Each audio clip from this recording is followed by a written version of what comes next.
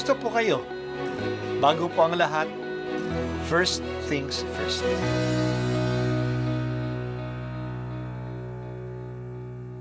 Good morning po. Sinisimulan po natin ngayon ang first things first. At dito po, tinatalakay natin sa unang bahagi ng umaga natin ay ang first readings na binabasa po sa banal na misa. Ito pong tinatalakay natin kasi madalas po kasi marami na tayong alam tungkol sa gospel readings. Pero konti po ang nagsasalita sa first readings. Pero ang first readings, bahagi din po yan ng Biblia, ng banal na kasulatan. Kaya susubaybayan po natin ang mga first readings, basahin po natin at kuminsan kailangan ng basahin ng 2 o 3 beses bago maintindihan kasi hindi po tayo sa familiar sa mga istorya at sa mga kaisipan na tinatalakay dito. Ang pagbasa mula sa unang aklat ng mga hari. Noong mga araw na iyon, nagsalita kay Acab si Elias na taga Tesbi. Isinusumpa ko sa ngalan ng Panginoon ang Diyos ng Israel na pinaglilingkuran ko, hindi uulan ni hindi man lamang magkakahamog sa mga darating na taon hanggang hindi ko sinasabi. Pagkatapos sinabi ng Panginoon kay Elias, umalis ka rito at magtago ka sa batis ng Karit sa silangan ng Hordan. Makaiinom ka ng tubig na batis at may inutusan akong mga uwak na maghahatid sa iyo ng pagkain. Gayon nga ang ginawa niya. Lumakad siya at nanirahan sa may batis ng Karit. Sa silangan ng Hordan, umaga't hapon may mga uwak na nagdadala sa kanya ng pagkain. Sa batis naman, siya umiinom. Ang salita ng Diyos. Salamat sa Diyos. Magsisimula na tayo ngayong babasa sa unang aklat ng mga hari.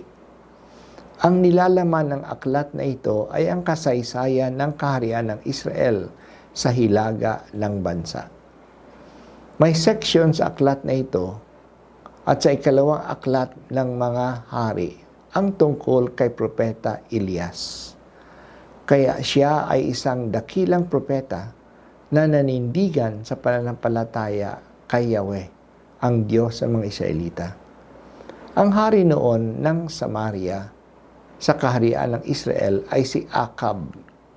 Hindi siya naging tapat sa Diyos. Ang kanyang reyna ay si Jezebel, anak ng hari ng Sidonia.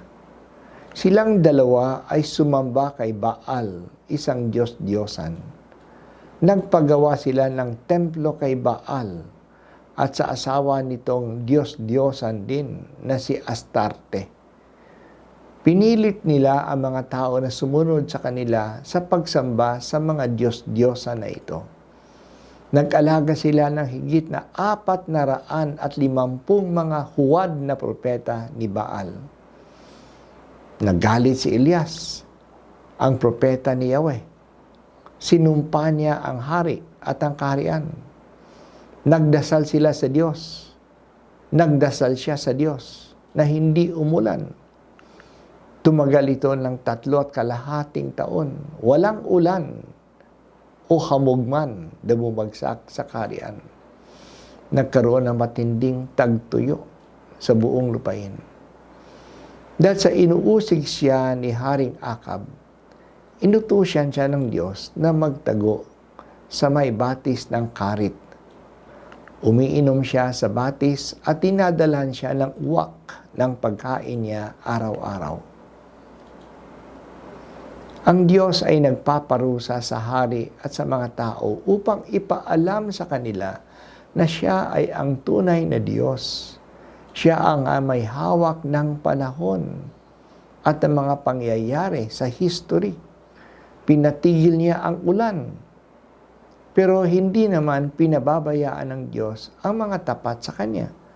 Kaya pinatago niya si Elias at pinadalhan pa ng pagkain araw-araw. Ang Diyos ay hindi pabaya sa mga nangyayari sa Kanyang bayan. Ang kasalanan ay pinaparusahan. Ang pagtilikod sa Kanya at pagsamba sa iba't ibang Diyos ay may parusang kalakip. Ito na nga ang tag-init sa mahabang panahon. Pero hindi naman pinababayaan ng Diyos ang mga tapat sa Kanya. Hindi sila isinasama sa parusa. Kaya may special care siya na pinakita kay Propetang Elias. Ang warning ng Diyos ay huwag natin siyang salungatin kasi may masama na mangyayari sa atin. Sa ating panahon ngayon, hindi na si Baal ang sinasamba, kundi ang mga huwad na progress na nakakasira sa kalikasan at sa tao. Naniniwala ang maraming may pera at may kapangyarihan na mapipiga nila ang kalikasan para lang magkaroon ng pera. Kaya nandyan ang pagmimina na inaagaw sa lupa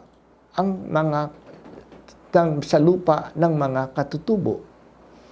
Nandyan ang paggamit ng dynamite o cyanide fishing para makahuli ng mas maraming isda kahit na masira ang karagatan. Ang climate change at ang global warming ay mga pahiwatig na mali ang ating landas. Nagkakaroon ng tagtuyo o matinding bagyo dahil sa climate change. Huwag na tayo matakot kung tapat tayo sa Kanya. Hindi niya tayo pababayaan. At huwag mawalan ng pag-asa. Ang Diyos na nagpaparusa ay siya ring nagpapagaling. Tulungan mo kami, o aming Diyos, na umasa lamang sa iyo. Huwag lamang ang Diyos. Ikaw lamang ang Diyos na may hawak ng aming buhay at ng aming panahon. Ikaw lamang ang aming sasambahin at kikilalanin.